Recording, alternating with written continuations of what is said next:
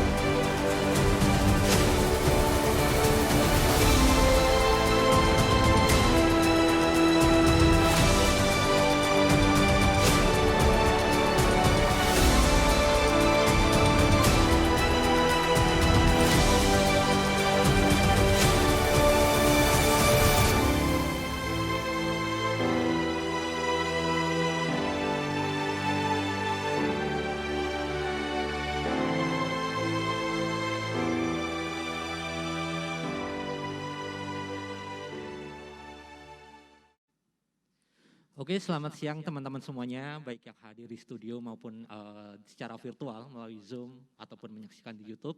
Selamat datang di acara Hub ID Alumni Talks 2022.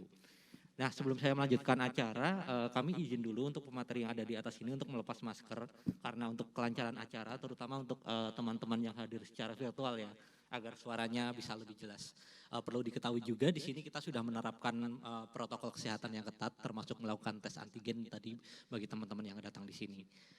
Nah, sebelum masuk ke sesi acara, saya ingin menyapa dulu beberapa tamu undangan dan narasumber yang sudah hadir dalam kesempatan ini.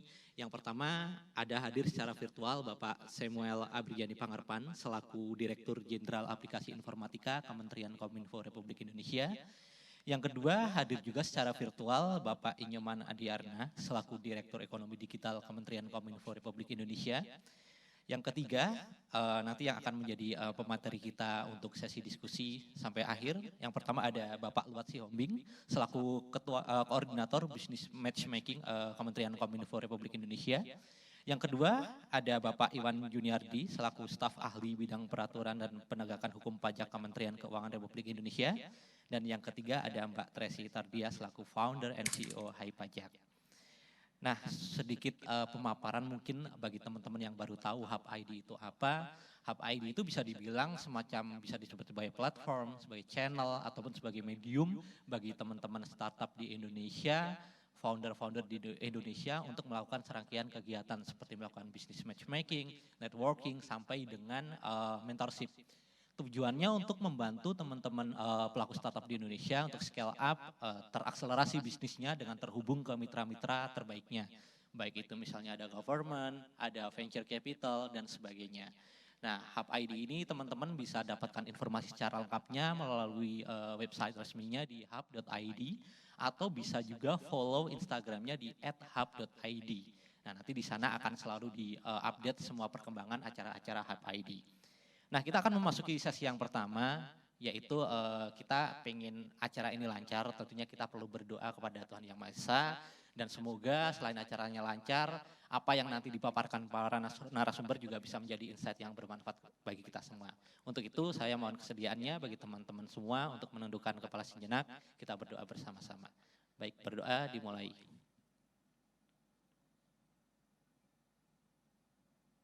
Selesai. Terima kasih. Selanjutnya kita akan bersama-sama mendengarkan sekaligus menyanyikan lagu Indonesia Raya. Bagi teman-teman yang di studio, kami mohon kesediaannya untuk berdiri. Dan bagi teman-teman yang ada di Zoom ataupun mendengarkan secara virtual di YouTube, bisa mengambil posisi senyamannya dan ikut menyanyikan lagu kebangsaan tercinta kita ini. Baik, silakan dimulai.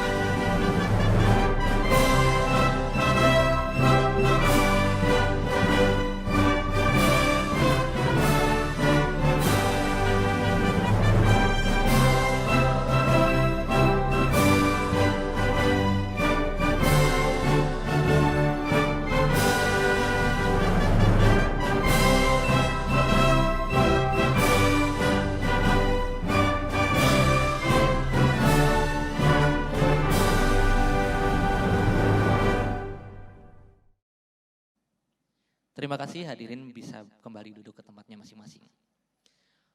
Oke, agenda selanjutnya yang pertama kita akan mendengarkan keynote speech dari Bapak Samuel Abrijani Pangarpan selaku Direktur Jenderal Aplikasi Informatika Kementerian Komunikasi dan Informatika Republik Indonesia yang akan hadir secara virtual.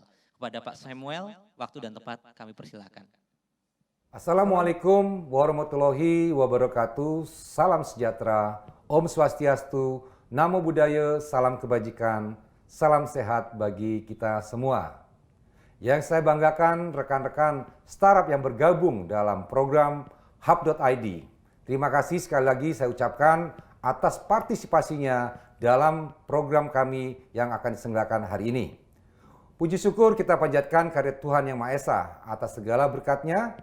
Kita ada dalam keadaan sehat dan dapat bertemu secara daring dan luring di acara Alumni Talk Hub.id pada hari ini.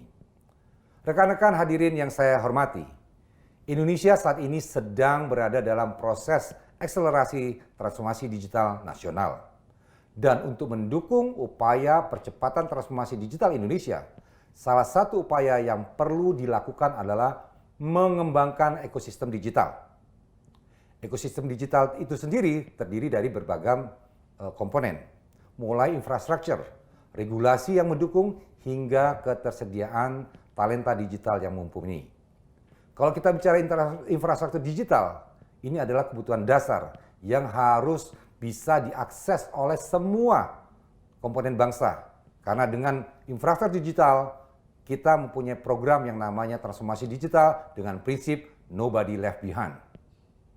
Nah, setelah adanya infrastruktur dasar ini, kita perlu memberi payung hukum untuk menciptakan iklim usaha yang lebih kondusif dengan mendorong persaingan yang sehat dan equal playing field. Selain daripada itu, adanya regulasi dapat mengantisipasi terciptanya inovasi-inovasi baru agar ekosistem dapat bertumbuh dengan cepat. Hal yang tidak kalah pentingnya adalah ketersediaan SDM digital dengan skill yang baik agar mampu mengembangkan teknologi digital dengan baik dan tepat guna.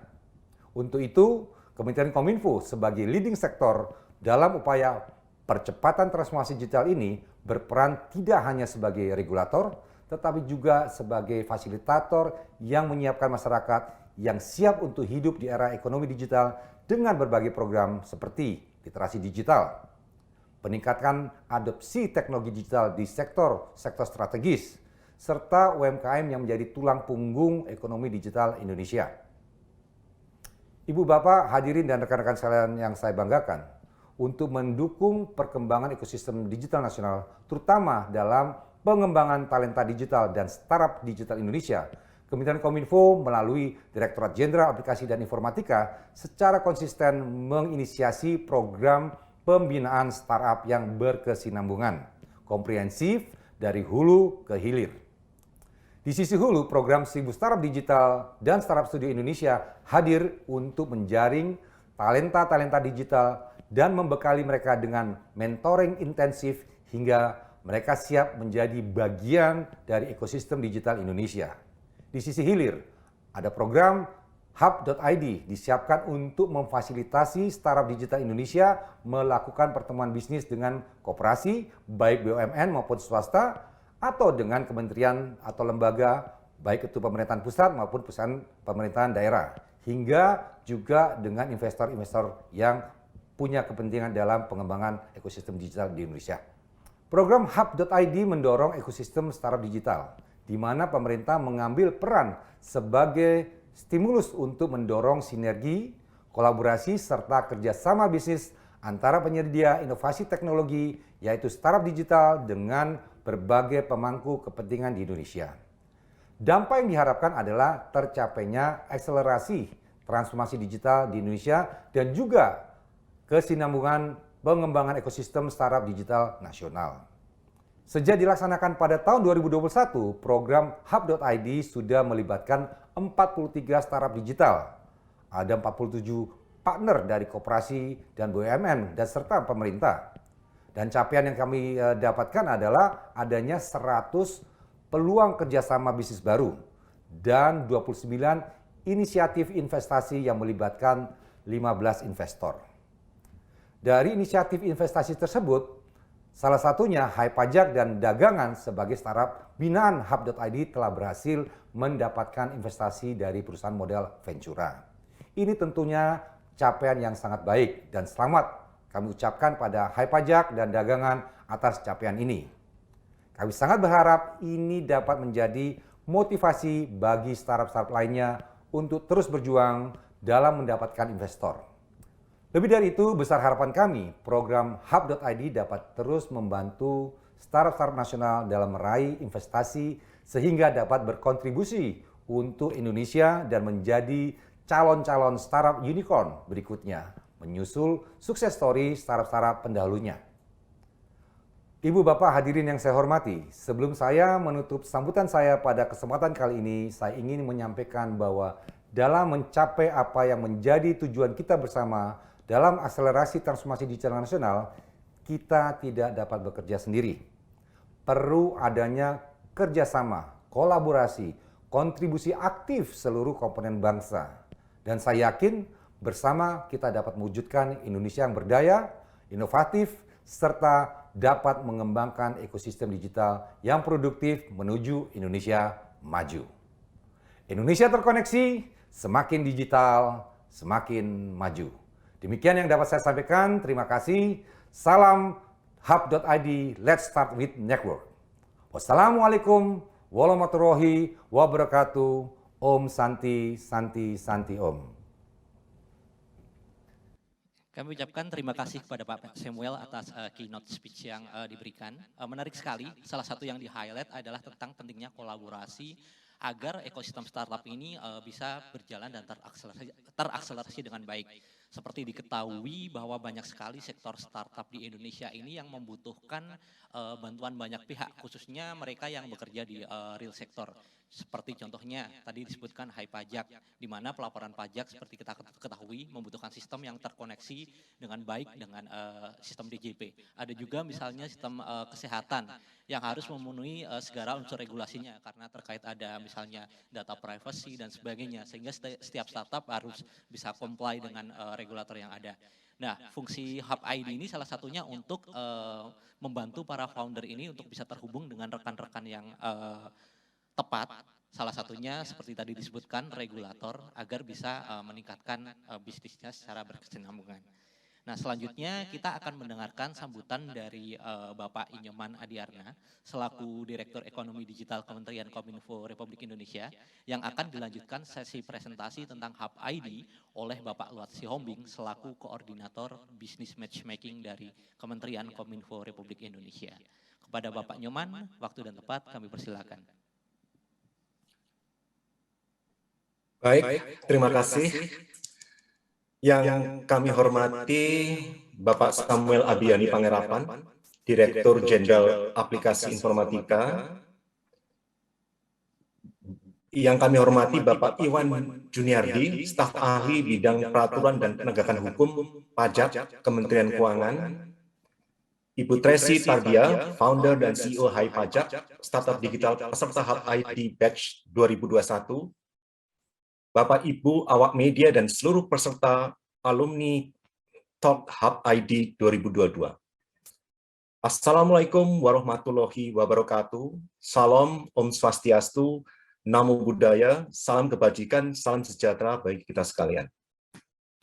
Pertama-tama, kami mengucapkan terima kasih atas kesediaan waktu dari para narasumber, awak media, dan peserta alumni Talk Hub ID yang hadir hari ini, baik secara daring maupun luring. Kami juga mohon maaf karena kondisi kesehatan kami tidak dapat hadir secara offline di studio pada acara siang hari ini.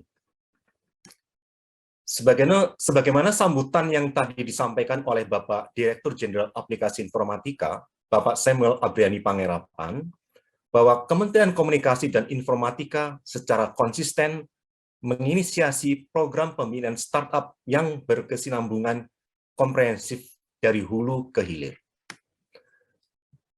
Dalam menjalankan amanah tersebut, kami menyelenggarakan program Hub ID sebagai sarana untuk membantu pengembangan ekosistem startup digital Indonesia. Hub ID mengedepankan hadirnya bisnis matchmaking dengan mempertemukan startup digital dengan pihak-pihak yang sesuai kebutuhan inovasi dan strategi bisnis mereka, seperti korporasi swasta, BUMN, dan pemerintah. Sebagai salah satu peserta Hub ID Batch 2021, kami menghadirkan Hai Pajak di seri Alumni Talk hari ini untuk menunjukkan kepada masyarakat bahwa startup digital Indonesia sangat siap untuk mengisi dan menghadirkan teknologi yang dibutuhkan pada berbagai sektor bisnis. Keberhasilan Hai Pajak mendapatkan investasi dari investor baru-baru ini adalah sebuah bukti bahwa para investor memiliki keyakinan dan kepercayaan akan pertumbuhan startup digital di Indonesia yang selaras dengan usaha pemerintah dalam melakukan percepatan transformasi digital di berbagai aspek. Kami juga turut mengundang perwakilan dari Kementerian Keuangan untuk memberikan informasi tentang manfaat teknologi yang dihadirkan startup digital seperti Hai Pajak dalam mendorong keberhasilan pemerintah dalam memberikan kemudahan bagi wajib pajak dalam melakukan pelaporan dan proses bisnis perpajakan. Kami harapkan dari kegiatan Alumni Talk Hub ID hari ini, tersaji informasi yang bermanfaat bagi masyarakat, pelaku usaha, startup digital, dan investor tentang kekuatan semangat yang dibawa oleh Hub ID, yakni Start with Network.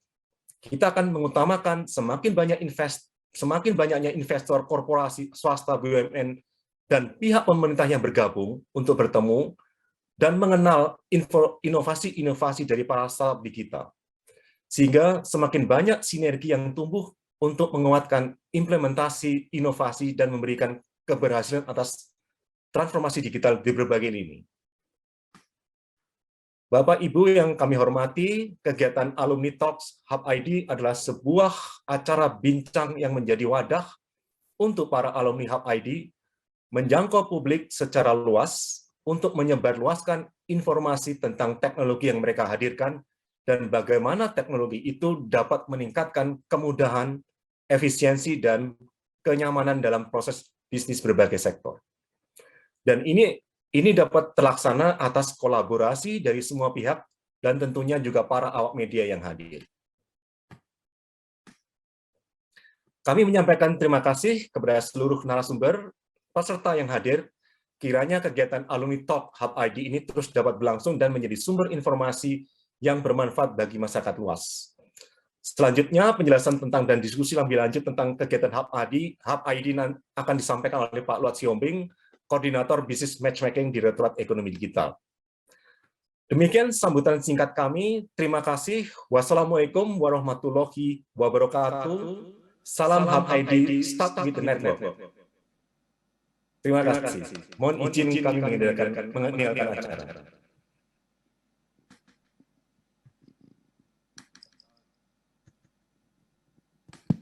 Oke, terima kasih Pak Nyoman atas sambutan yang disampaikan. Selamat siang Bapak Ibu, teman-teman semua yang hadir baik secara offline maupun online di hari ini. Perkenalkan, saya Luat Siombing, Koordinator Bisnis Matchmaking, dan mohon izin Mbak Tracy, Pak Iwan. Saya menyambung apa yang disampaikan oleh Pak Nyoman tadi, menjelaskan apa sih sebenarnya Hub ID itu. Next. Ya, jadi HPD adalah sebenarnya sebuah program yang kami bangun sebagai kesinambungan tadi. Kita sudah buat dari hulu ke hilir, maka di hilir kita mengidentifikasi bagaimana supaya bisnis startup digital Indonesia dapat berkesinambungan, dapat berkelanjutan gitu. Maka tentu banyak faktor-faktor yang mempengaruhi dan kita coba mengisi satu atau dua faktor tersebut untuk bisa mensupport para lini bisnis startup digital ini. Di antaranya kita melihat bahwa ada kebutuhan tentang akses pendanaan, kebutuhan bagaimana mereka memiliki kerjasama bisnis B2B yang lebih kuat kembali, bagaimana mereka juga punya mitra yang lebih luas, ekspansi pasar ke daerah-daerah Indonesia dan juga akses pendanaan ke para investor baik dari lokal maupun dari global.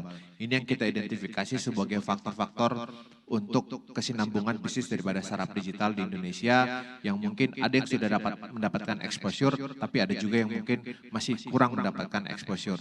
Nah, di tahun 2021 kita sudah melaksanakan Hub ID dan mendapatkan 43 startup, sudah kita laksanakan, sudah selesai, dan salah satu portfolio kita adalah ada Hai Pajak yang mendapatkan investasi baru-baru ini, dan kita melihat bahwa inilah bukti teknologi yang dibangun oleh anak bangsa masih dipercaya oleh para investor, bahkan mendapatkan investor dari luar negeri, kepercayaan bahwa di Indonesia teknologi masih tetap menjadi tuan rumah dan bisa tumbuh terus sampai bisa menjadi harapan kita menjadi sebuah enterprise yang besar. Next. Nah, apa saja yang kami lakukan di Hub ID? Di Hub ID kami memberikan mentoring, bisnis mentoring kepada para startup. Kita mempertemukan mereka dengan para mentor-mentor yang dari punya pengalaman yang sangat baik di bisnis mereka sendiri, mulai dari latar belakang investor, latar belakang enterprise, latar belakang teknologi, macam-macam gitu, untuk menambah wawasan dan juga jejaring sebenarnya. Jadi seperti kekuatan utama daripada Hub ID itu sendiri, networknya harus yang lebih kuat.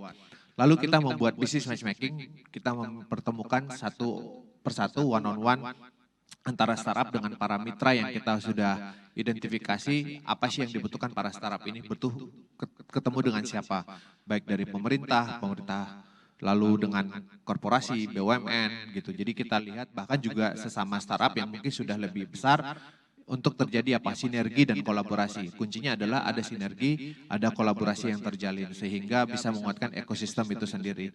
Lalu berikutnya kita membawa teman-teman startup ini yang memiliki tujuan untuk mengekspansi pasar, melihat, mengidentifikasi peluang di daerah-daerah di Indonesia.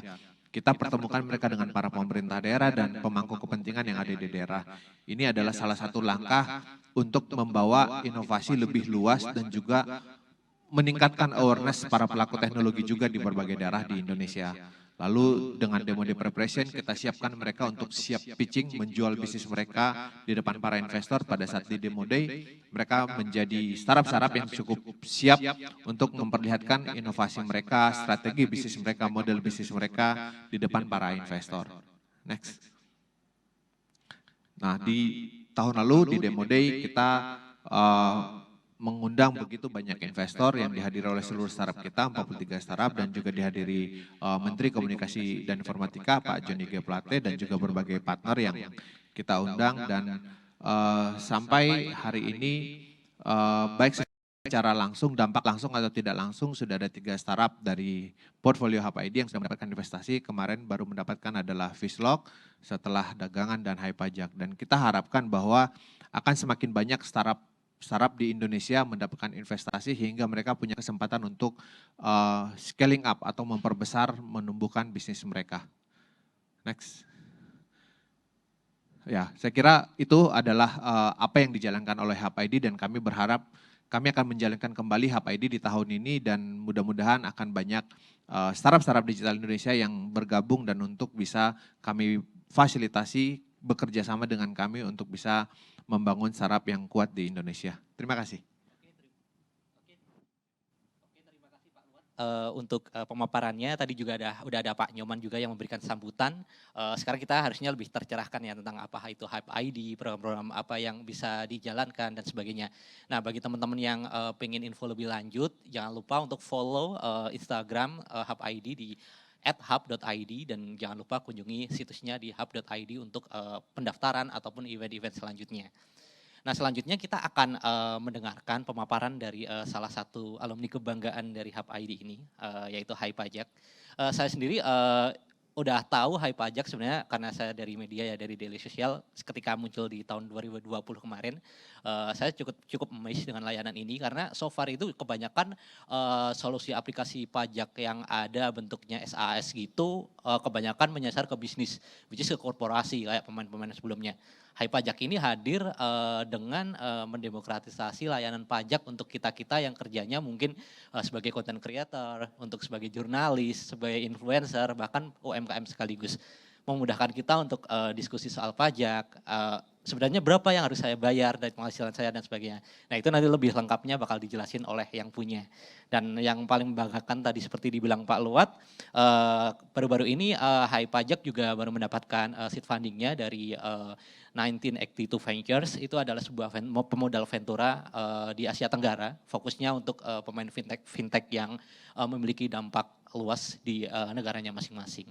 Nah selanjutnya tentang Hai Pajak dan bagaimana cara kerjanya, journey-nya dan sebagainya akan dijelaskan oleh Mbak Tracy Tardia selaku founder and CEO-nya. Silakan Mbak Tracy. Terima kasih ya Mas Randi.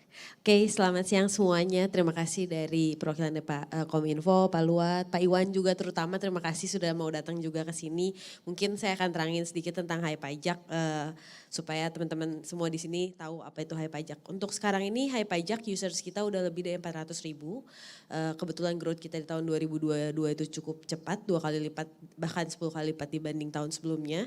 Di antara 400.000 itu adalah 125.000 diantaranya adalah UMKM. Gitu. Jadi memang targetnya Hai Pajak ini sendiri adalah UMKM dan freelancer. Jadi wajib pajak pribadi non karyawan itu adalah wajib pajak yang ditargetkan oleh Hai Pajak. Dan secara tax activities yang sudah terjadi di Hai Pajak itu lebih dari 1 juta tax activities. Oke, nextnya. Nah, jadi seperti apa? Kayaknya rada nggak kelihatan ini di sini, boleh tolong dibantu sama timnya.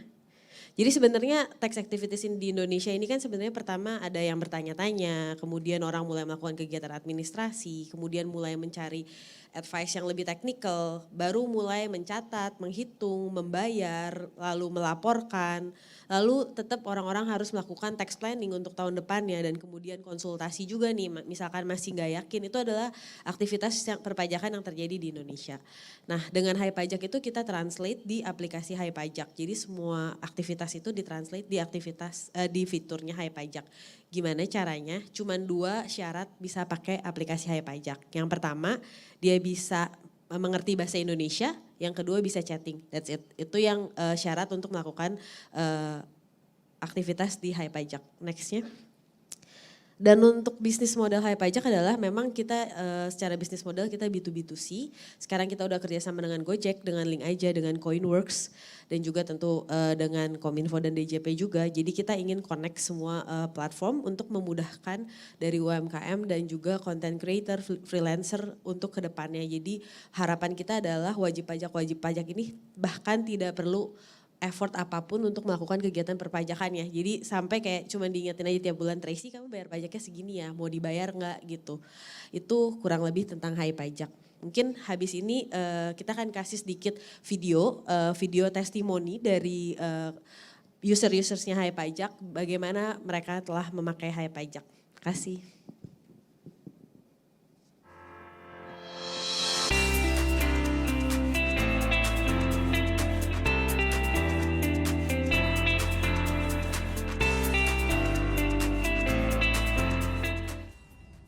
Halo, nama saya Saskia, saya berusia 28 tahun dan bekerja sebagai dokter gigi di Jakarta. Menurut saya, Hai Pajak itu praktis, fleksibel, dan juga solutif.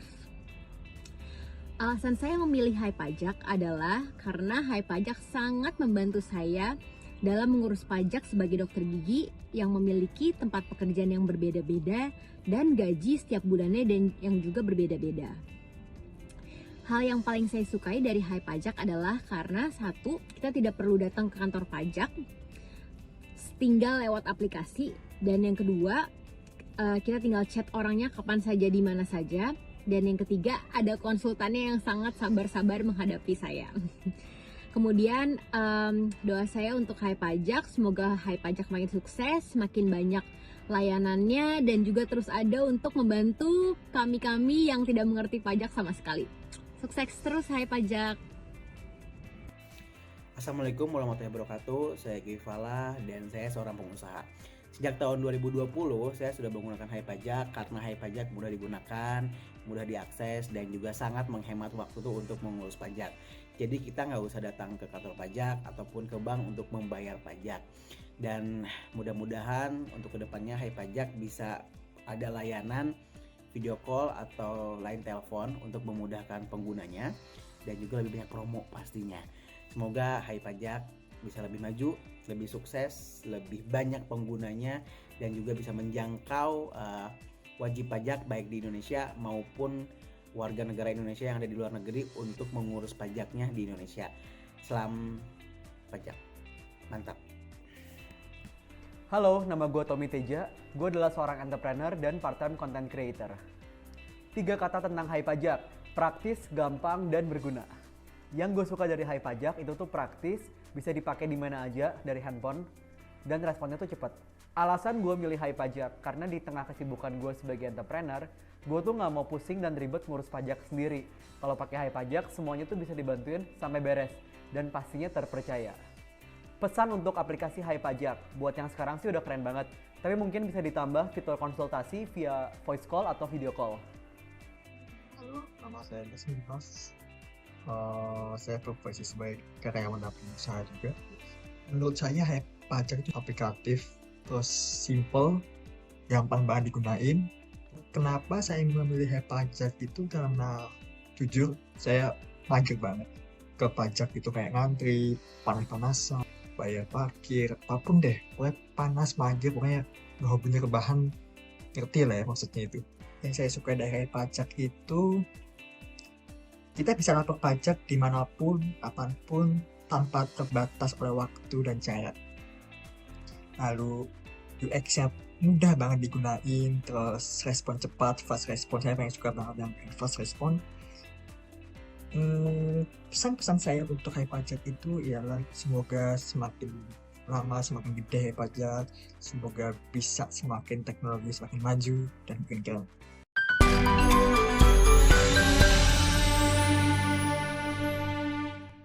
Oke, thank you Mbak Tracy buat penjelasannya. Testimoninya juga keren tadi, keren banget. Semoga promonya makin banyak, karena saya juga pakai. Dan ini momentumnya sebenarnya pas sekali karena bentar lagi kan kita deadline untuk pelaporan pajak ya. Jadi bagi yang belum dan mungkin kesulitan terkait dengan gimana lapornya, bayarnya gimana, dan ini saat yang tepat untuk bisa nge-download aplikasi Hypajak di handphonenya masing-masing. Nah selanjutnya habis ini kita akan masuk ke sesi diskusi. Di sesi ini nanti saya akan bertanya beberapa pertanyaan buat semua narasumber yang ada di sini, dan bagi teman-teman media ataupun teman-teman founder yang ada di sini maupun hadir secara virtual nanti bisa ikut memberikan pertanyaan juga baik kepada Pak Luat, Mbak Tracy dan Pak Iwan yang nanti juga akan ada di stage ini. Bagi teman-teman yang ada di studio nanti kalau misalnya pengen bertanya bisa langsung mengangkat tangannya, nanti saya akan panggil. Sementara bagi teman-teman yang hadir secara virtual bisa mengetikkan pertanyaannya di kolom chat yang tersedia di aplikasinya masing-masing. Nanti tim akan melakukan moderasi dan saya akan tanyakan ke pematerinya. Oke, sekarang kita akan masuk ke sesi diskusi. Di sini udah ada Pak Luat Siombing, ada Mbak Tracy Tardia dan ada Pak Iwan Juniardi. Mungkin saya akan masuk pertanyaan pertama ke Pak Luat dulu kali ya.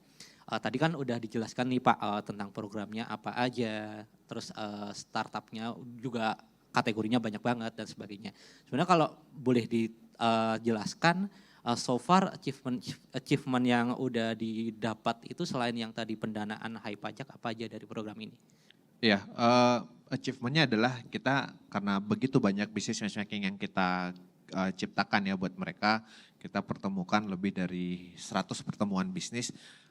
Kemarin tuh kita identifikasi ada hampir lebih dari 30 bisnis baru yang tercipta di antara mereka yang sudah kerjasama baik, bahkan bisa artinya dari satu startup bisa dengan begitu banyak stakeholder, bisa dengan pemerintah, dengan sesama bahkan kolaborasi sama startup dan juga dengan BUMN dan juga dengan BUMD kayak gitu. Itu kemarin ada beberapa startup yang kita fasilitasi akhirnya dapat, dan bahkan juga ada yang kebantu startup itu yang tadinya belum grand launching, masih soft launching, akhirnya setelah terjalin kerjasama tercipta transaksi yang lumayan untuk bisa mereka akhirnya eksekusi untuk bisa langsung grand launching, akhirnya resmi rilis gitu. Jadi cukup membantu sebenarnya bisnis matching itu, ternyata bantuin mereka banget untuk bisa akses ke beberapa partner yang mungkin sebelumnya mereka nggak bisa jangkau. Ya.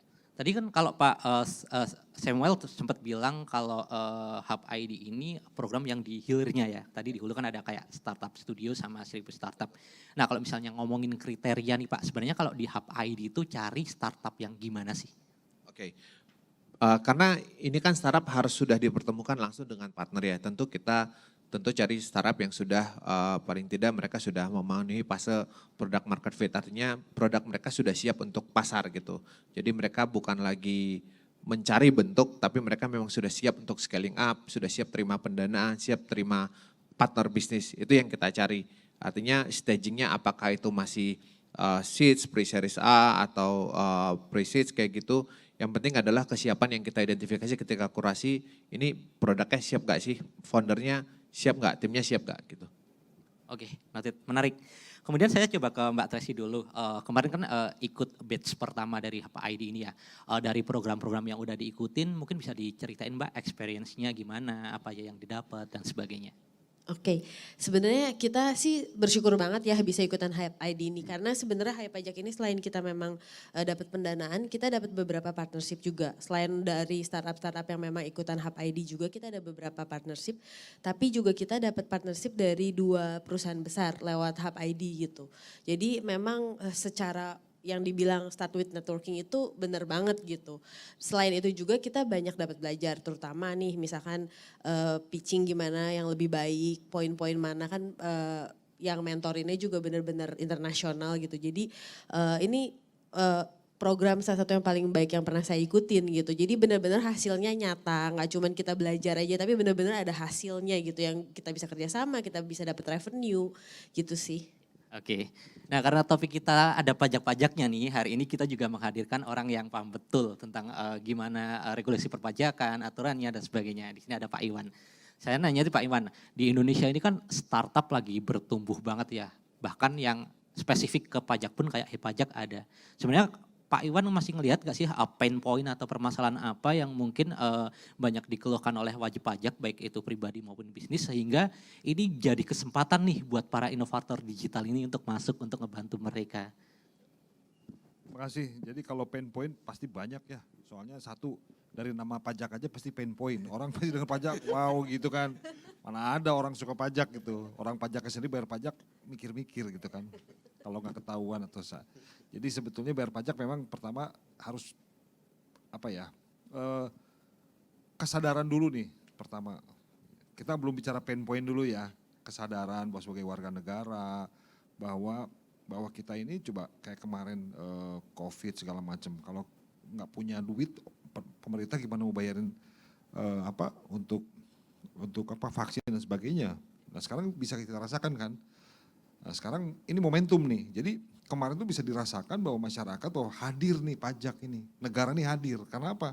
Coba vaksin aja gratis, kemudian apalagi gratis semua kan ya, bahkan rumah sakit, kemudian UMKM juga dapat insentif pajak. Nah karena jangan sampai gini masyarakat tuh baru hafal pajak, tenang-tenang aja everything gonna be okay, pada saat sama Tuhan, kamu tidak bersyukur nih, nah, tidak bersyukur sama negara nih yang mungut pajak malah dinyinyirin terus gitu kan. Nah, ternyata sekarang ketahuan, ternyata pajak itu benar-benar membuat Indonesia-nya tahan terhadap goncangan COVID kemarin. Ibaratnya kan kita Indonesia itu maju nih ke satu arah gitu kan. Jalan gerinjul gitu kan. Nah supaya nggak terbalik kan harus ada shock breaker nih. Nah shock breakernya ini ada di APBN gitu. APBN ditopang oleh pajak. Nah jadi ini saya pengen pertama pain point, tolong hilangkan pain point tentang pajak. Satu. Kedua, itu pain point. Dengar kata pajak aja pain point gitu kan. Ya seolah-olah kan di film-film IRS itu jahat gitu, yang nembak gitu. Enggak sebetulnya ya. Nah, sekarang udah baik nih, dengar tahun 2020, 2021 yang namanya negara yang ditopang uang pajak terlihat baiknya kan ke UMKM, COVID. Vaksin gratis, yang rumah sakit masuk ke rumah sakit pun gratis, berapa triliun itu digelontorkan. Nah ini juga sebetulnya masyarakat sudah mulai nih ngelihat, oke sekarang dari sisi nama udah mulai bagus nih, jadi ada berkahnya juga nih COVID. Hadiran negara itu terasa ya, karena kalau hadir negara hanya cukup di jalan-jalan segala macam, kayaknya biasa-biasa aja, saya kan gak makan jalan kata orang miskin gitu. Kan kita suka ngomong tuh Anda bangun gedung, bangunin dari uang pajak, saya kan gak makan gedung gitu kan. Nah sekarang kerasa, pas kena COVID, pas kena insentif baru terasa. Nah ini, sekarang pun permasalahan pun belum selesai, karena kan dengan adanya perang dari Ukraine, dengan Rusia, itu kan harga komoditas naik. Di satu sisi pajaknya dapat dari impor, harga komoditas naik, tapi kan di sisi lain kita juga harus meredam nih di sisi UMKM, di sisi masyarakat yang memang harus kita bemperin, yang tidak mampu. Nah dari mana? Dari uang pajak lagi. Nah jadi itulah peran saya ingin mengatakan di sini kan ada media bahwa pajak itu memang benar-benar APBN melalui toolsnya APBN itu jadi shock breaker nih. Kalau shock breakernya hebat nih jalan Indonesia itu maju terus ke arah yang benar. Selamat lah, nggak kekulik gitu kan. Nah kemudian yang kedua tentu saja dari sisi layanan ya, dari sisi layanan masih banyak pain point. Karena kami ini terus terang dari birokrasi, baru-baru ini saja digital, tapi mindset kami kan mindset birokrat yang harusnya berubah dari dulu tapi kan sekarang enggak. Pain point misalkan dalam layanan, dalam melapor, bayar pajak aja kok susah gitu kan ya. Kemudian down segala macam, dikejar-kejar, lihat orang pajak serem, meriksa segala macam, restitusi. Nah, di situ sebetulnya masih ada peluang nih, ya. Jadi kami juga sejak tahun 2015, kami mencoba membuka diri. Jadi konsep kami ini terutama untuk layanan di pajak ini kami juga melakukan transformasi digital. Nah, salah satunya adalah bagaimana layanan ini tidak dihandle oleh pajak, tapi oleh masyarakat. Karena kalau yang ngomong pajak itu masyarakat, yang memberikan aplikasi itu masyarakat, bukan pajak. Ya, image tadi pajak yang serem itu enggak, oh tenang, sama-sama nih, oh kok bisa sih Bu Tracy ngomong pajak? Nah kan gitu ya. Bu Tracy padahal bukan orang pajak. Nah akhirnya mulai masuk nih. Tapi kalau Pak Iwan ngomong pajak, ya Pak Iwan jelas orang pajak gitu kan. Bahkan yang digaji sama pajak pun, yang digaji sama negara pun takut sama pajak gitu kan. Aneh gitu, aneh-aneh juga. Karena itu pajak lah. Jadi dari sisi layanan, kami membuka diri dengan konsep kolaborasi tadi. Dan kami juga paham bahwa kami tuh bukan expert di user experience. Tapi kami sudah mencoba membuat business direction. Kami juga mau melakukan transformasi. Yaitu salah satunya adalah customer centric, compliant risk management. Nah itu kita juga akan membedakan nih nanti. Mana wajib pajak yang patuh kita berikan insentif, mana yang tidak patuh mungkin kita awasi lebih ketat. Nah ini kan semua teknologi nih, ini semua bicara data. Nah dari sisi startup dan kami sudah membuka diri nih sekarang. Artinya seluruh layanan perpajakan itu sudah kami berikan ke pihak ketiga sekarang, boleh. Ya, Tracy nanti bisa bicara, dia berkolaborasi dengan salah satu PJAP. Nah jadi harapannya apa?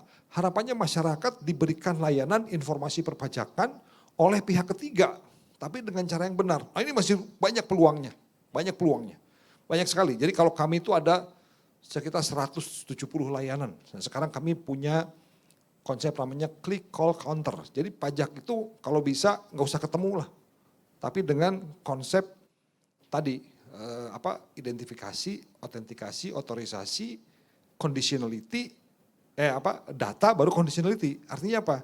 Kalau semuanya data driven, misalkan dari startup itu bisa menggabungkan hub, bagaimana profil wajib pajak, layanan pajak itu cukup dengan klik gitu ya.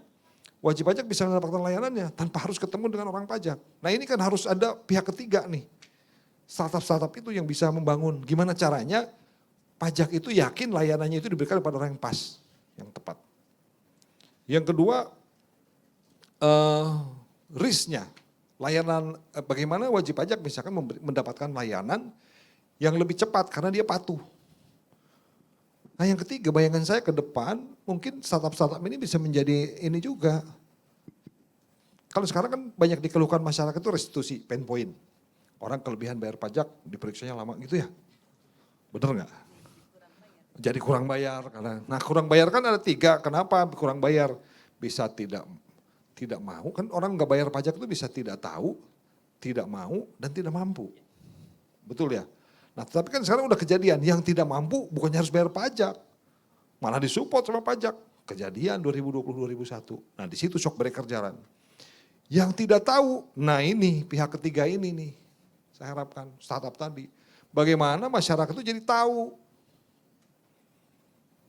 Dengan apa? Dengan layanan yang tadi, kalau orang pajak kan pasti layannya endang gitu ya. Kalau yang pihak ketiga itu endang, karena tahu user experience, tahu endang sama endang. Kalau endang itu enak dipandang. Kalau endang enak dipandang gitu, jangan sampai enak dipandang ini. Nah kami tuh mengharapkan teman-teman pihak ketiga karena jago user experience, customer centric-nya hebat, produknya jalan, buatlah layanan pajak itu sedemikian rupa sehingga jadi enak dipandang. Endang gitu, jangan jadi endang. Maaf kalau ada ibu bapak-bapak yang namanya endang ya, enggak saya berniat untuk ini hanya joke saja. Jadi kan semua jadi endang. Nah ini salah satu peluang. Nah kemudian yang tidak mau, nah ini urusannya Direktur Jenderal Pajak. Sehingga apa? Sehingga DJP itu bisa lebih fokus kepada memang yang tidak mau, yang memang free rider, yang memang menjadi benalu di negeri ini. Karena buat saya orang yang nggak bayar pajak itu ya kayak benalu gitu. Dia pengen punya jalan yang bagus, dia pengen udara bersih, pengen aman, tetapi dia tidak mau ikut iuran. Ya kan?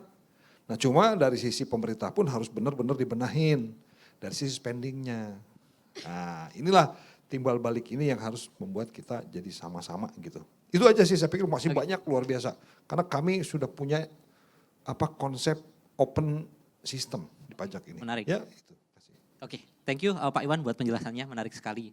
Tadi di highlight juga butuh pihak ketiga untuk biar ketika orang ngomong pajak itu biar kayak teman sama teman gitu, bukan teman sama pemerintah. Dan salah satunya Hai Pajak hadir untuk menangani hal itu.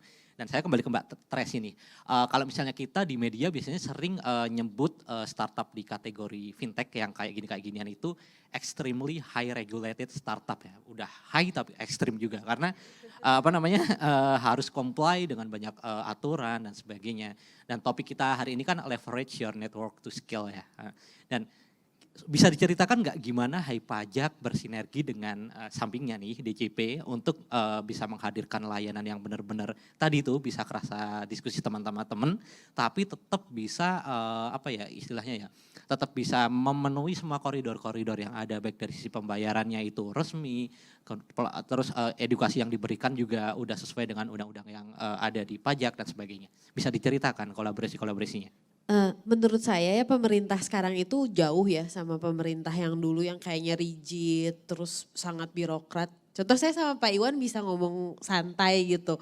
Beda kan kalau dulu Pak maaf mohon izin dulu kan gitu kan. Kalau sekarang kan Pak Iwan apa kabar langsung aja kayak gitu kita bisa lebih casual lah gitu. Jadi yang kita lihat juga memang pemerintah terutama di sini DJP tuh melihat bahwa ya memang tadi yang Pak Iwan bilang harus terbuka gitu dan harus berkolaborasi. Dan kita memang menyadari betul gitu bahwa wajib pajak ini kalau misalkan mereka datang gitu tanya ini ada hubungannya sama DJP nggak, nanti data saya ditanya sama DJP nggak, hal-hal seperti itu gitu. Jadi memang ada relaktansi mungkin parno kali ya quote unquote. Jadi memang kita membantu mereka bahwa enggak kita bantuin kalian nih supaya kalian kalau memang mau bayar pajak tapi bisa bayar pajak dengan pintar dan gak deg-degan gitu tiba-tiba diaudit atau gimana. Nah menurut saya pun itu sangat difasilitasi sama DJP. Jadi kita tuh mau connect API segala macam tuh mudah ke DJP, nggak susah lagi gitu dan diberikan keleluasan gitu secara user experience kita mau buat seperti apa dan bahkan difasilitasin, bukan yang nggak boleh kalian buat sendiri, justru malah difasilitasin gitu. Ayo mau dibantu apa lagi? Misalkan waktu itu saya ada kebutuhan Pak, customer saya mau punya buat NPWP nih, banyak yang minta NPWP gimana caranya? Oh ya udah, bisa dibukain fitur buat NPWP, hal-hal seperti itu. Jadi menurut saya itu sangat, ya pemerintah juga mulai ke arah agile ya, jadi gampang, fleksibel. Jadi buat kita startup juga bisa lebih enak juga gitu berhubungan dengan pemerintah gitu sih. Oke, thank you Mbak buat ceritanya. Saya kembali ke Pak Luat nih, salah satu yang paling di highlight dari Hub ID ini kan soal networking tadi ya Pak ya. Dan kita udah punya case study nih di sini ada Hai Pajak dengan DJP. Cuma faktanya kan di luar sana juga banyak startup mungkin dari kategori lain. Contohnya misalnya Healthtech yang butuh mungkin connect sama Kemenkes dan sebagainya. Dan seperti diketahui kalau misalnya orang-orang startup kan biasanya ngiranya kalau misalnya ngetok pintu ke regulator itu susah ya, kayak banyak birokrasinya, banyak sekat-sekatnya dan sebagainya. Sebenarnya kalau Hub ID di kasus ini peran untuk menghubungkan dengan birokrasi dan regulasi yang ada itu seperti apa? Gini, pelaku usaha tuh kadang kan pintunya contoh apa Kementerian Keuangan atau Kominfo, ya taunya Kominfo. Tapi kan di dalam tuh banyak sekali unit kerja, satuan kerjanya, artinya yang membidangi kerja itu beda-beda banget gitu. Jadi saya harus ketemu orang yang tepat tuh siapa sih yang untuk bisa bantuin saya, ya untuk bisa menjawab pertanyaan saya gitu. Nah disitulah peran kita karena sesama pemerintah mungkin kita sudah lebih tahu gitu bahwa di pemerintahan ini yang ada tugasnya adalah ini kita harus cari siapa dan kita ketemukan dengan mereka. Jadi itu peran penting yang memberikan adalah menunjukkan orang yang tepat untuk dipertemukan dengan pelaku bisnis. Jadi kita bukan expertnya tapi kita adalah pintu untuk mempertemukan mereka dengan expert yang bisa menjawab masalah, pertanyaan daripada para pelaku bisnis atau khususnya startup digital ini. Oke, menarik. Nah Pak, mungkin disambung sekalian pertanyaan, ini kan kalau Mbak Tracy ini kan alumni untuk 2021 kemarin ya. Untuk tahun ini agendanya ke depan bakal seperti apa? Ya, Hub ID tahun ini kita akan lakukan kembali, kita kerjakan kembali, mungkin akan di start di bulan Juni.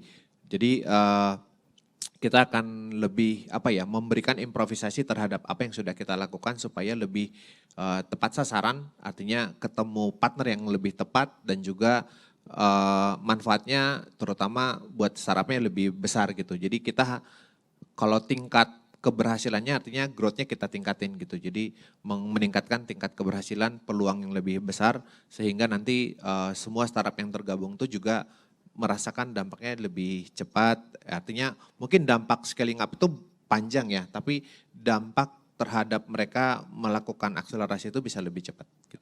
Thank you Pak Luat. Saya ke Pak Iwan nih. Tadi kan udah di mention soal open system atau open API itu ya Pak ya, yang memungkinkan inovator digital untuk mengkoneksikan langsung aplikasinya dengan sistem backend yang ada di pajak. Nah itu mungkin mekanisme atau skemanya gimana sih Pak? Barangkali di sini ada founder-founder yang juga ingin berinovasi layanan pajak yang unik seperti yang lain gitu. Jadi pertama kami tuh menunjuk ada sekitar 15 PJAP namanya, itu partner kami, main partner lah istilahnya, main partner. Karena kami juga nggak bisa nunjuk banyak-banyak. Ya kita lakukan assessment 1 tahun lah ya kira-kira. Dan itu kami sebetulnya sudah buka di tahun 2024, 2024, belum. Visioner. Masa depan. Visioner, 2004, tapi waktu itu polisinya hanya forwarder. Nah jadi ini pemerintah itu luar biasa, sedikit aja saya robah di 2015, jadi konsep government entrepreneurship. Jadi policy di IT di government untuk menunjang entrepreneurship. Ini semua lain ditaruh di atas itu luar biasa. Bahkan ada salah satu startupnya udah jadi, berapa tuh? Salah satu, saya nggak sebut nama, udah billion unicorn ya. Yang salah satu PJAP itu. Nah untuk bagi startup yang mula, kalau untuk menjadi PJAP kan mungkin agak sedikit berat. Karena di situ kan kita harus assess infranya, assess banyak. Nah justru kami membuka, karena di dalam PJAP ini dia boleh menggandeng startup-startup, namanya PJA kalau nggak salah ya.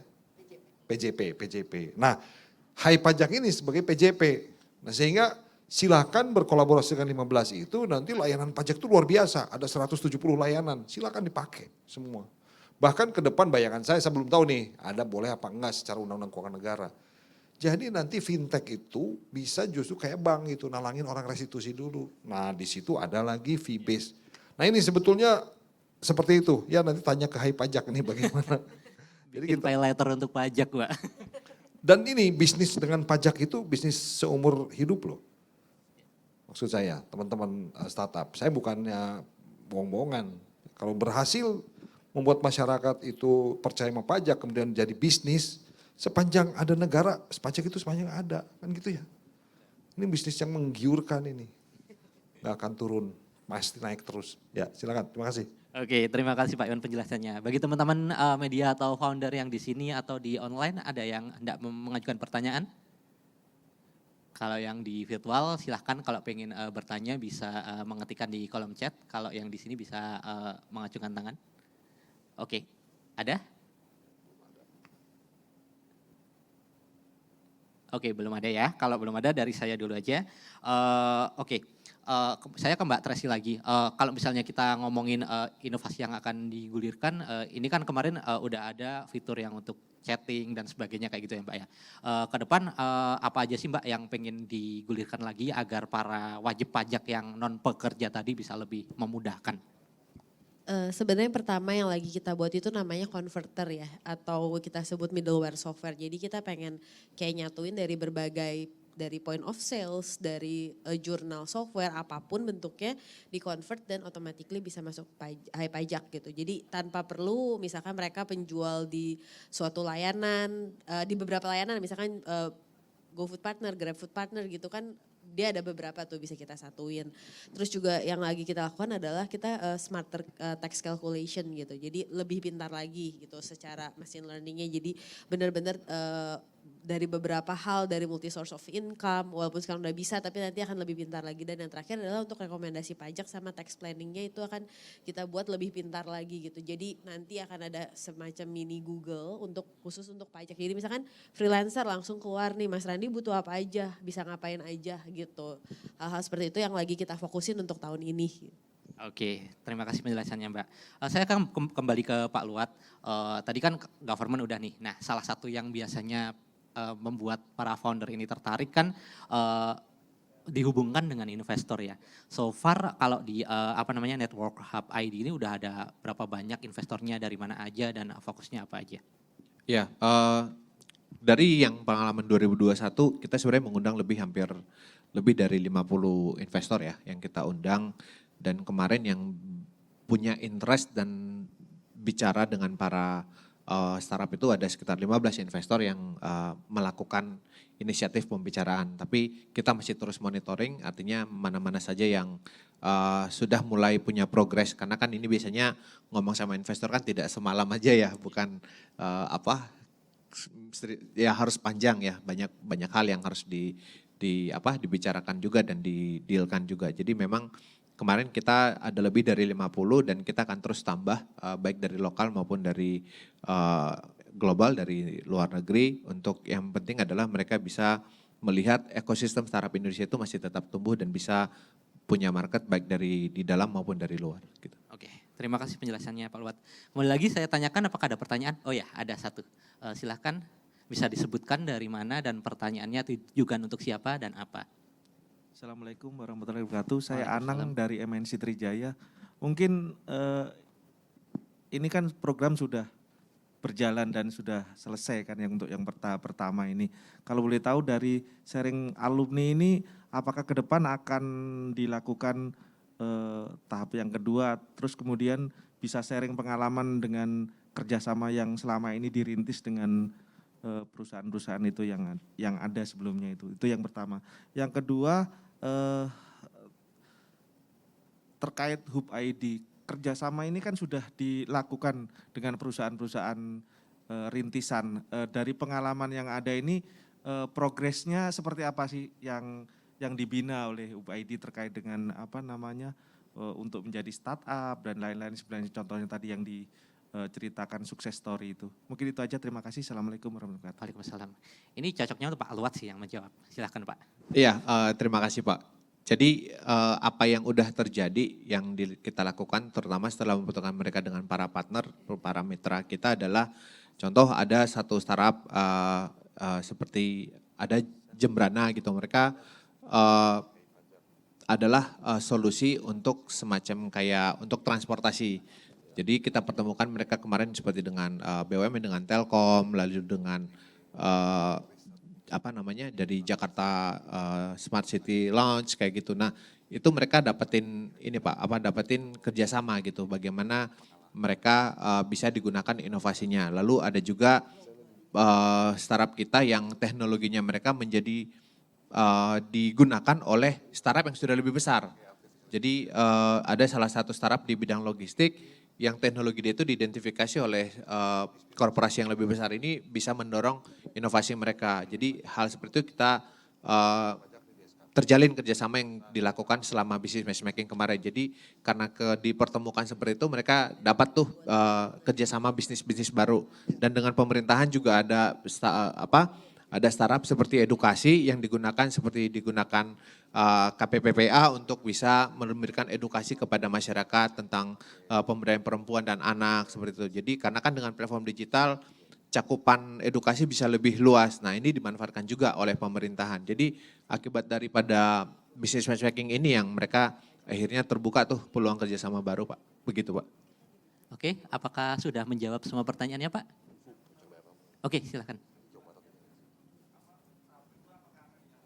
Oke, tahap kedua. Kalau Hub ID tahap kedua akan ada dan untuk seri Alumni Talk juga kita akan lakukan secara bertahap Pak. Jadi kita akan coba mengangkat cerita-cerita sukses daripada startup ini.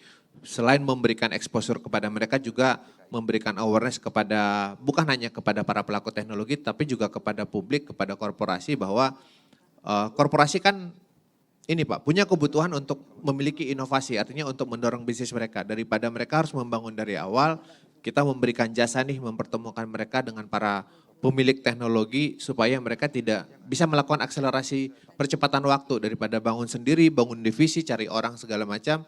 Dengan kerjasama dengan para pelaku teknologi ini mereka lebih cepat gitu Pak. Ada pertanyaan lain dari rekan-rekan media di sini?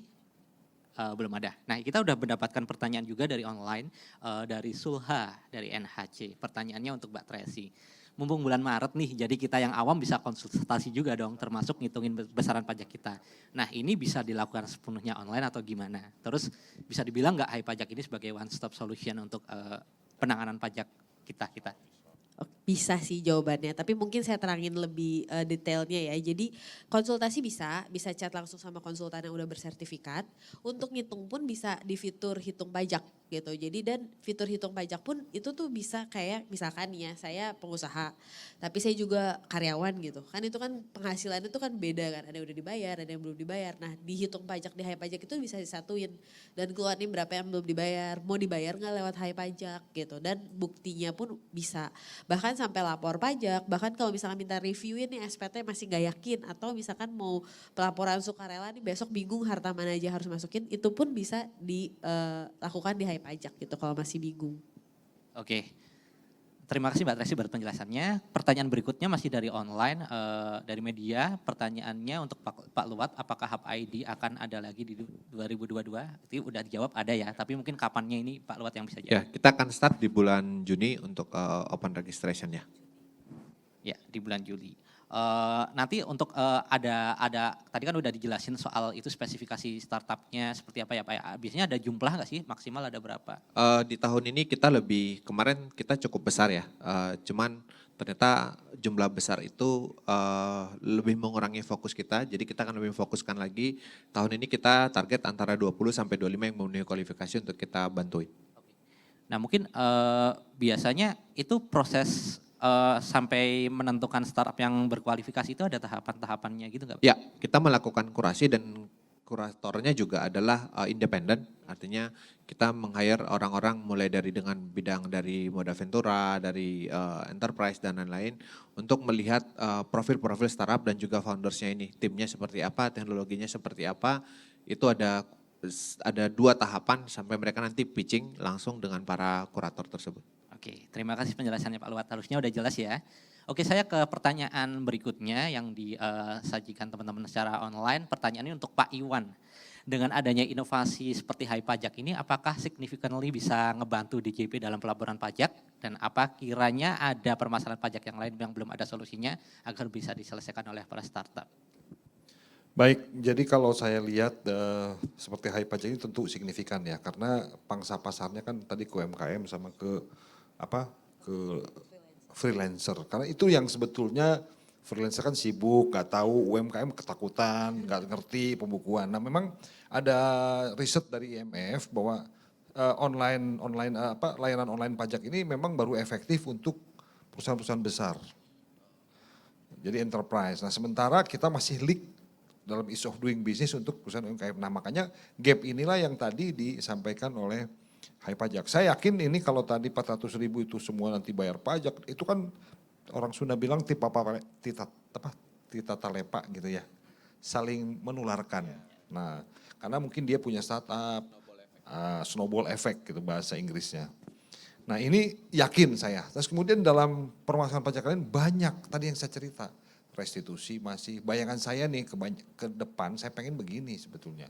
Ada permasalahan pajak yang kalau bisa bayar pajak itu sekali aja lah top up gitu, tapi nanti dibagi masing-masing jadi kayak bayar, ya kayak kartu kredit gitu kan. Kalau sekarang kan e-billing macam-macam. Ya, nah, pay later boleh, ada startup, pay later tuh yang nalangin tadi yang saya bilang. Ada, itu juga permasalahan. Kedua tadi saya cerita, sekarang ini banyak permasalahan pajak yang karena tidak tahu, masuk ke dalam keberatan, ke pengadilan gitu ya. Nah sekarang akhirnya rame itu 1 tahun, 2 tahun baru keluar duitnya segala macam. Nah saya pengen ada namanya online dispute resolution. Saya tadi challenge. Gimana caranya machine learning, artificial intelligence dipakai untuk putusan pengadilan, aturan, dilakukan analisis pakai natural language programming gitu ya. Sehingga nanti menghasilkan, oh kalau begini wajib pajak ini pasti kalah 70%. Sehingga apa? Wajib pajak juga lebih pasti. Wah udah saya salah deh. Kasih lagi edukasi. Nah ini belum, ini gapnya. Kita masih banyak masalah di dispute di pengadilan. Silahkan kalau mau ada yang coba-coba bikin natural language programming, ayo kita sama-sama bangun nih. Saya lagi punya program itu. Saya pengen nanti ke depan itu dispute tuh enggak sedikit lah. Karena pada saat mau dispute, lihat dulu di online dispute resolution. Kasusnya begini, 80% kalah nggak jadi deh, daripada kena sanksi. Nah gitu maksud saya, nggak dispute, bukan takut, artinya fakta. Karena itu mesin yang bicara, kalau independen, kalau manusia orang pajak masih siapa yang ngomong. Kalau Tracy yang ngomong percaya, kalau Pak Iwan yang ngomong bohong, kan gitu. Susah kalau mesin yang ngomong ini pasti, gitu sih. Masih banyak, ayo kita diskusi. Siap. Thank you Pak, penjelasannya mantap. Selanjutnya ini pertanyaan masih dari online juga untuk Mbak Tracy. Setelah seed fund ini apakah ada rencana untuk scale up ke seri selanjutnya Mbak? Ada sih, kita emang sebenarnya yang sekarang ini lebih ke arah bridging ya. Kita memang ada persiapan untuk scale up. Mungkin ini sedikit bukan karena saya alumni Hub ID ya, bukan karena saya mau promosiin Hub ID. Jadi sebenarnya kita tuh Hai Pajak pun kita lagi proses untuk selanjutnya gitu. Yang beberapa investornya memang taunya dari Hub ID juga gitu. Jadi memang kita memang ada rencana scale up untuk sekarang kita fokus di produk. Habis itu kita akan scale up untuk ke yang lebih agresif lagi. Juga mungkin tadi saya pengen jawab pertanyaan partnership gimana gitu. Mungkin saya akan kasih tahu satu, kita tuh connect sama Link aja. Itu by Hub ID gitu. Kebetulan CEO-nya Link aja tuh mentor. Saya dikasih mentor sama Link aja tuh dan saya cerita dan kita di-connect nih antara Hai Pajak sama Link aja, kita sekarang udah connect gitu, udah jadi partner. Itu salah satu yang menurut saya di Hub ID ini sangat membantu dan juga investor-investor itu tuh banyak. Jadi banyak investor yang untuk seri selanjutnya dia nggak bisa masuk sekarang nih. Dia bilang saya minimal tiketnya segini Trace. Oh ya udah, untuk yang selanjutnya itu saya juga kenal dari Hub ID juga gitu. Oke, thank you, menarik. Ada pertanyaan lagi dari teman-teman media yang di sini mungkin? Oh ya, satu lagi ada. Silakan Mas yang di depan ini. Disebutkan dari siapa, dari mana? Bisnis Indonesia menanya untuk aplikasi Hai Pajak ini sama nggak sih sama yang punya Dirjen Pajak sendiri, yang dia kan punya M-Pajak itu? Oke, Mbak Tracy. Saya kira kok sama, sedangkan Hai Pajak kan itu ada yang premium itu kan yang berbayar gitu ya. Oke, mungkin dijelasin Mbak Tracy dulu, nanti yang M-Pajak dijelasin Pak Iwan. Kita konsolidasi dulu nggak Pak? Enggak sih, sebenarnya antara M-Pajak sama Hai Pajak ini kita beda. Jadi kalau M-Pajak itu sifatnya lebih ke mempermudah wajib pajak ya Pak ya, untuk kayak bayar atau misalkan kayak yang mau ngitung. Nah kalau Hai Pajak ini kita lebih komprehensif ya gitu. Jadi kalau M-Pajak ini benar-benar aktivitas perpajakan yang berujung ke Dirjen Pajak gitu. Kalau Hai Pajak ini dari sebelum Dirjen Pajak dan sesudah Dirjen Pajak itu kita sediakan solusinya. Contohnya konsultasi pajak, terus juga misalkan mereka mau tax planning atau mereka mau coba-coba hitung-hitung dari beberapa source of income. Bahkan kita punya rekomendasi pajak namanya, yang kalau orang nggak ngerti pajak sama sekali, dia nggak tahu harus mulai dari mana, dia bisa masuk situ. Sama satu lagi, kita juga selain connect sama PJAP yang menyediakan kayak e-billing administratif gitu, kita juga connect sama bank persepsi dan lembaga persepsi, di mana kalau misalkan mau langsung bayar pajak lewat kita pun bisa langsung dapat buktinya, dapat juga e-billingnya juga, langsung bisa bayar otomatis gitu. Jadi memang ada perbedaan antara Hai Pajak sama M-Pajak sih. Pak Iwan ada tambahan Pak? Ya jadi sebetulnya gini, M-Pajak itu dibangun sebetulnya untuk jadi hub, bukan hub ide. Karena startup atau PJAP yang ada di untuk kerjasama dengan pajak itu banyak. Nah saya pengennya M-Pajak itu sebagai rumahnya. Jadi nanti orang tuh nggak usah mikir Hai Pajak atau apa pajak. Masuk aja M-Pajak karena resmi dari Direktorat Jenderal Pajak. Nah di situ bisa lihat mana partnernya, itu satu. Kedua, M-Pajak itu dibuat dengan tujuan sebetulnya untuk jadi taxpayer account-nya atau pemberitahuan dari pajak. Misalkan nih, kan pemberitahuan gak boleh dikasih pihak ketiga, misalkan dapat SKP, atau misalkan dapat teguran, ada harta yang belum dilaporkan, surat cinta. Nah itu masuknya M-Pajak, pakai pop-up, cepret gitu. Nah ada yang sifatnya masif, kalau yang Anda belum lapor SPT, jet ya M-Pajak. Ini lagi kita kembangin. Nah sama taxpayer account, apa yang diketahui Ditjen Pajak tentang wajib pajak ada di M-Pajak. Misalkan dilihat nih, dilihat. Oh ada data pihak ketiga di pop-up, Anda punya mobil BMW tapi kok SPT lapornya nihil. Nah itu nanti keluar di M-Pajak, itu sifatnya personal. Itu bukan masuk ranahnya Hai Pajak, tetapi layanan itu ada di, nah layanan itu nanti akan ditempelin di M-Pajak tuh semua. Sehingga nanti masyarakat itu cukup tahu dengan M-Pajak, makanya dengan mobile pajak dia akan tahu kewajiban saya apa, surat cinta dari pajak apa, kemudian mau lapor lewat Hai Pajak boleh. Karena konsep kami adalah tax just happen. Tax just happen itu bukan heaven ya, bukan surga. Mana ada heaven. Bukan heaven Sunda ya, happen beneran. Jadi bayar pajak tuh ya gitu aja gitu. Preparationnya bisa diambil oleh Hai Pajak, karena bayar pajak itu mulai dari bangun tidur gitu kan sampai usaha itu harusnya sudah di preparation. Katanya yang tidak bisa dihindari oleh manusia dua, hanya malaikat Israel dan petugas pajak kan gitu ya. Jadi jangan samakin malaikat Israel sama petugas pajak, jangan. Beda. Nah artinya harus dipikirin tuh. Nah bagaimana cara dari orang nggak tahu pajak itu memang ada tugas kami. Tetapi inovasi-inovasi itu yang diperoleh Hai Pajak. Karena dengan sentuhan-sentuhan sesama temen gitu. Bukan orang pajak mah alah udah ngajarin gini pasti ada maunya bayar gitu. Ada gitu susah melihat orang senang melihat orang susah. Nah kalau kita harapkan Hai Pajak itu begitu. Tapi nanti M Pajak ke depannya tadi ya. Jadi untuk pop up, pemberitahuan, apa yang pajak tahu tentang. Bahkan ke depan saya pengennya begini nih kalau bisa. Kita kan sudah di belakangnya kan sudah pakai data analytics nih. Data pihak ketiga masuk sekarang. Makanya nanti dalam kesempatan ini saya menghimbau teman-teman yang sudah punya aset atau belum dilaporkan. Ada program PPS nih sekarang sampai 30 Juni. Ikutin itu, percaya deh. Data semua sudah masuk ke pajak. Ya, jadi kami sampai perak-peraknya. Jadi data dari mana? Dari Swiss punya bank, masuk ke IOI. Data dari Singapura masuk ke IOI. Masuk semua ya sekarang. Makanya ada program PPS kita memberikan kesempatan 6 bulan. Nah nanti ke depan bahkan mau lapor SPT juga. Pas lapor SPT, pas submit tiba-tiba misalkan di data kita ada analitik kita, wah ini kurang nih. Nanti bilang bener nih serius mau lapor pajak kayak gini. Bercandain Pak, saya dulu. jadi deg-degan nih Pak. Iya. Saya bukan bikin deg-degan gitu ya. Justru bikin tenang. Nah, jadi pajak itu jadi diambil semua nih sama masyarakat warga negara oleh kita untuk kita. Bukan hanya pajak, Direktorat Jenderal Pajak. Preparasinya diambil oleh pihak ketiga, kemudian juga layanannya bisa diambil pihak ketiga, tetapi pengawasannya oleh kita gitu kan. Nanti hasilnya pun dirasakan oleh semua. Kan luar biasa kalau 270 juta orang kayak begini pikirannya. Jangan takut Bu Tracy. Mau kerja sama pajak takut sama pajak, nggak boleh. Ya, pajak kan sekarang katanya baik. Ya. Ya, itu, Mas. terima kasih Pak buat jawabannya. Udah menjawab ya Mas harusnya. Apakah ada pertanyaan lain dari teman-teman yang ada di sini? Oke, belum ada. Dari online juga belum ada. Saya tanya lagi ke Pak Luat nih.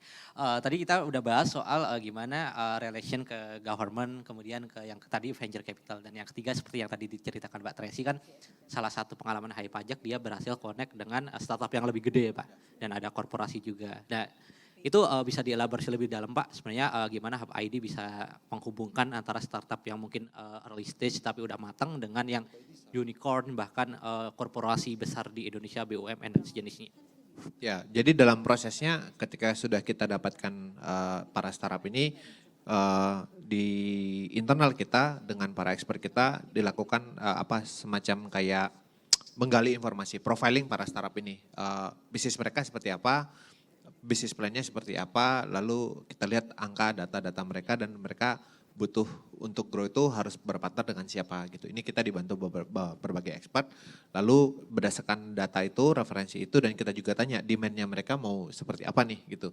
Dari situ setelah dilakukan profiling, kita juga memprofiling yang mereka sebutkan tuh valid apa enggak gitu. Mau ketemu si ini belum tentu juga sebenarnya gitu. Kita validasi kembali, baru dari situ kita jaring para yang dituju, lalu kita undang mereka, kita jelaskan, kita briefing dulu apa yang, lalu dari situ kita lihat, oh ternyata ada supply and demand gitu ya, ada kebutuhan, ada permintaan, nah itu yang ada supply ya kita pertemukan mereka dalam program atau dari acara business matchmaking kita lakukan secara offline, biasanya kayak gini round table, one on one, ketemu pitching mereka selama sekitar 10-20 menit.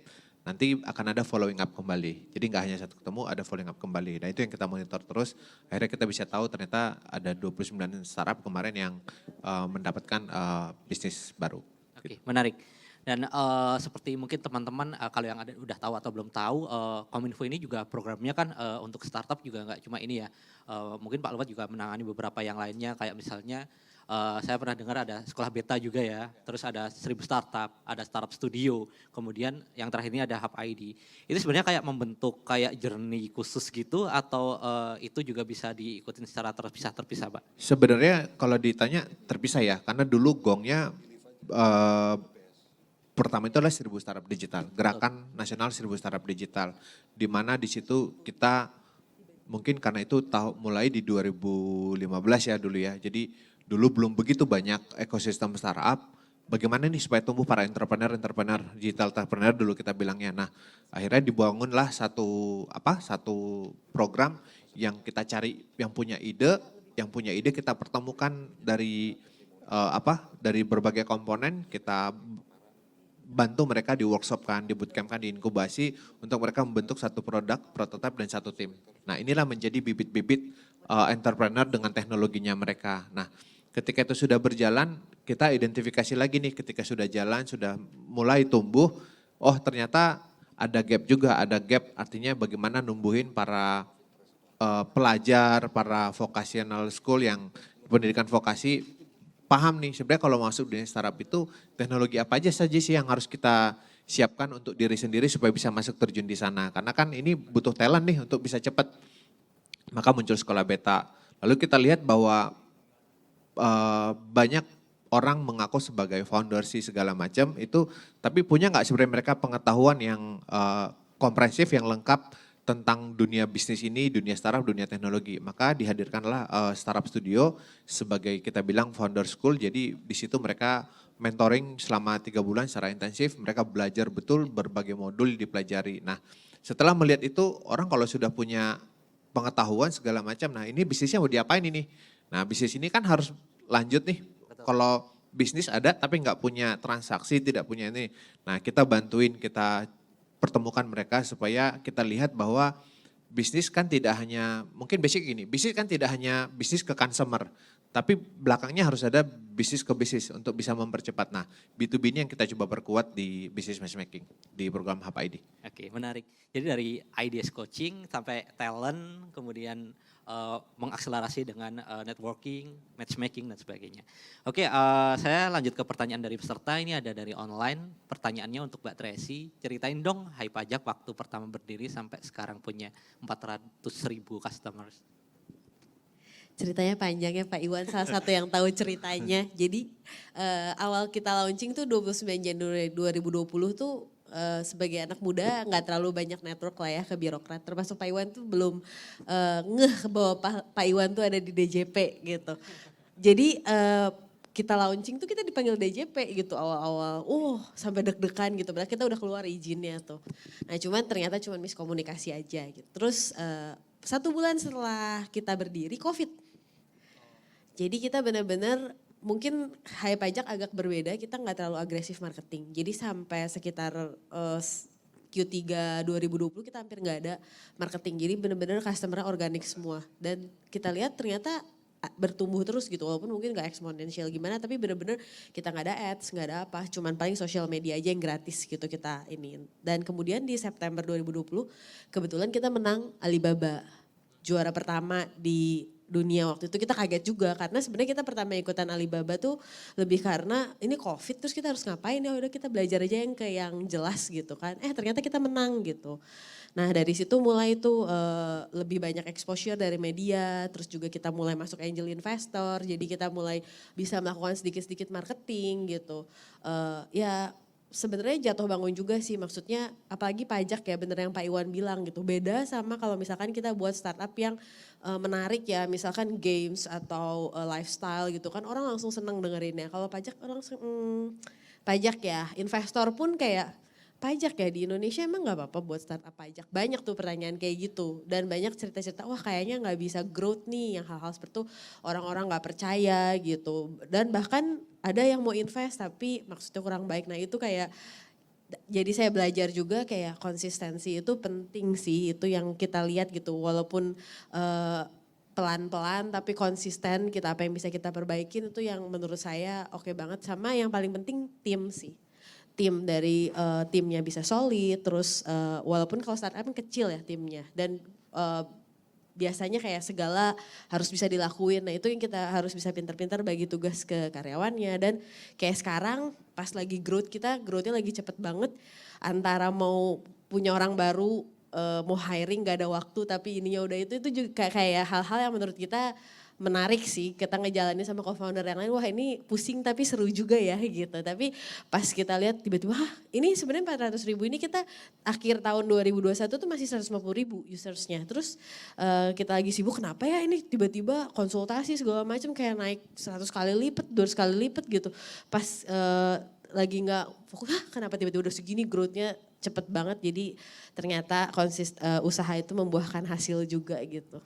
Oke, thank you Mbak Tracy buat ceritanya. Tapi mungkin barusan ini kan journey-nya ya. Kalau pertanyaannya dulu apa sih yang menginspirasi Mbak Tracy dan mungkin co-founder lainnya sampai akhirnya bikin Hai Pajak ini? Sebenarnya pengalamannya kurang bagus. Jadi dulu bantuin family business. Oke. Kebetulan di bagian keuangan. Kita udah bayar pajak Pak, saya udah bayar pajak nih Pak. Tapi pemberi kerjanya menghilangkan bukti potong.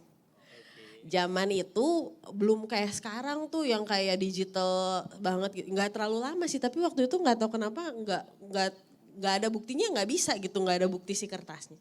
Jadilah saya bolak-balik ke pengadilan pajak 2 tahun.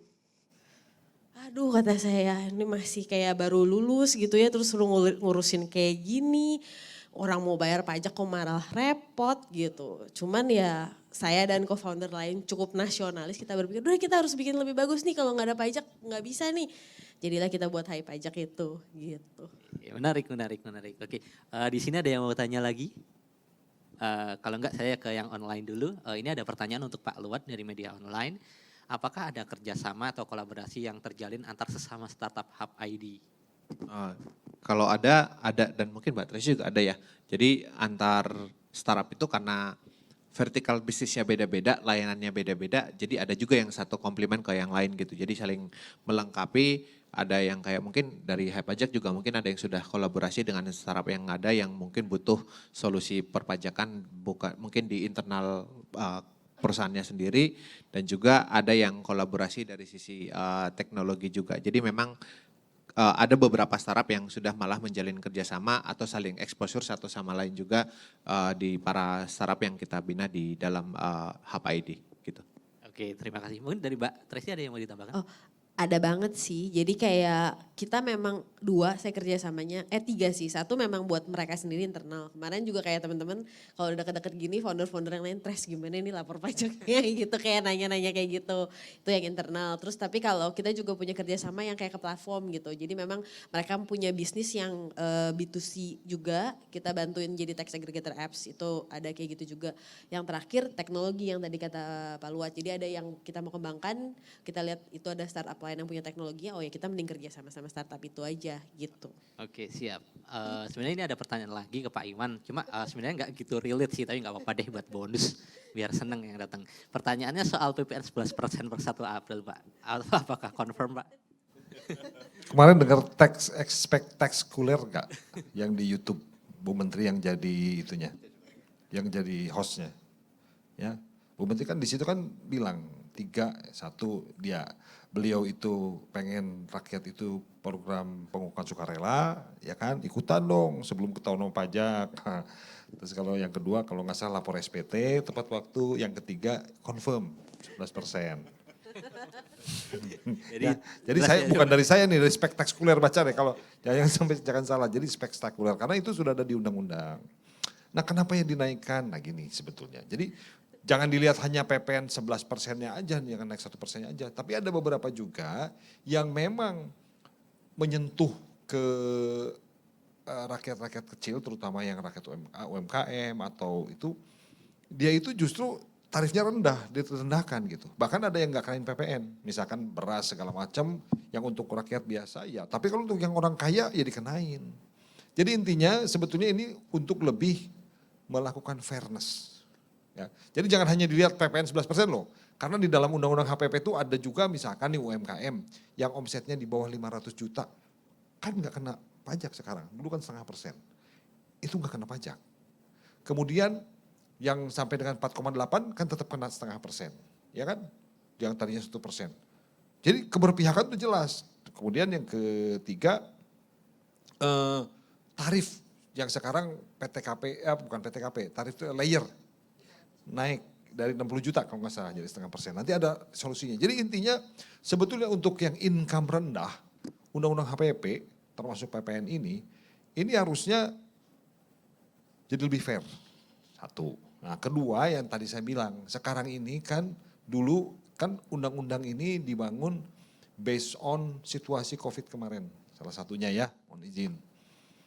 Kok jadi mohon izin, mohon maaf. Salah. Itu saya jadi suka bercanda-bercanda sih Pak. Dulu ada PP 10 katanya, jadi kalau ada PNS kalau mau nikah harus mohon izin. Saya bilang ganti deh jadi mohon maaf bisa enggak gitu. Jadi ketulah nih sekarang. Dari bercanda. Nah di situ kan lihat pemerintah butuh pendanaan. Ya, in case COVID itu berkelanjutan. Nah jadi waktu itu dari mana? Tapi harus adil. Oke kalau gitu apa? Orang yang sering belanja itu dinaikin PPN-nya untuk dapat revenue, tapi orang yang kurang termasuk bahan pokok untuk kehidupan sehari-hari itu konstan bahkan dikasih insentif. Itu. Kemudian yang kedua, ya tadi kalau kita dibandingkan dengan negara-negara lain gitu ya, PPN 10% itu tarif kita terendah. Jangan bandingkan dengan Singapura ya, dibandingkan dengan Eropa, dengan apa itu bisa 17%, 13%. Jadi ini udah saatnya juga kita coba menaikkan pelan-pelan 1%. Walaupun di undang-undang kalau nggak salah maksimal 12%. Kalau ke Inggris coba, yang suka Tracy suka belanja itu ya tas.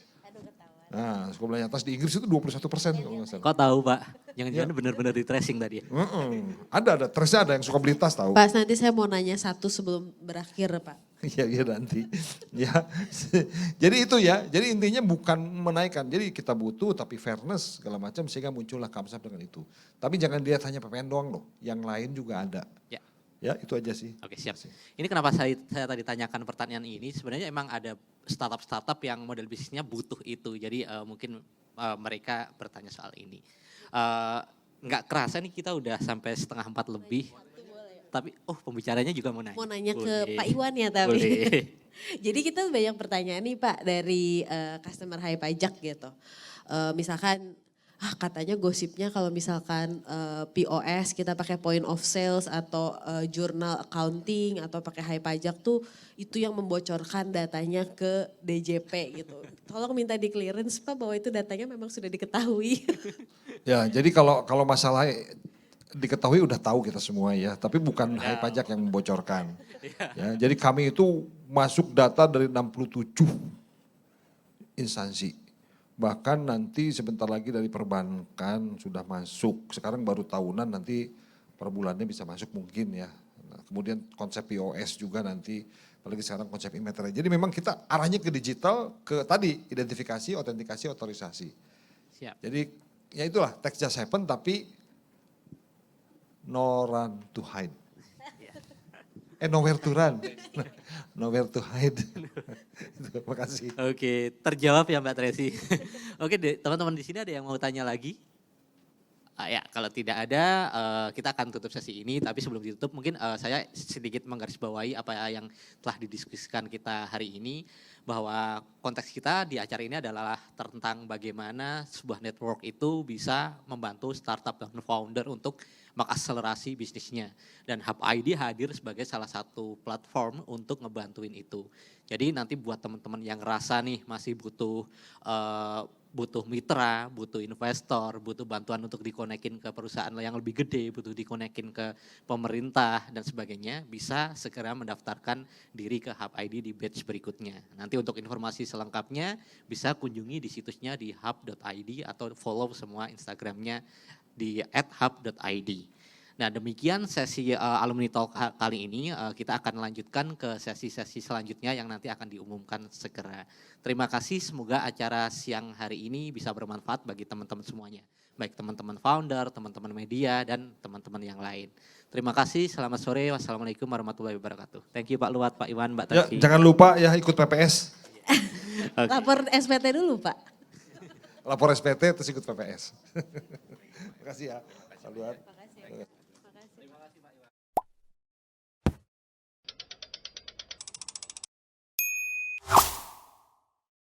Ekonomi digital dan industri 4.0 Indonesia tercepat di Asia Tenggara. Indonesia memiliki startup sekitar 2.193, kelima terbesar di dunia. Indonesia memiliki 5 unicorn dan Indonesia bahkan telah memiliki 1 dekakorn.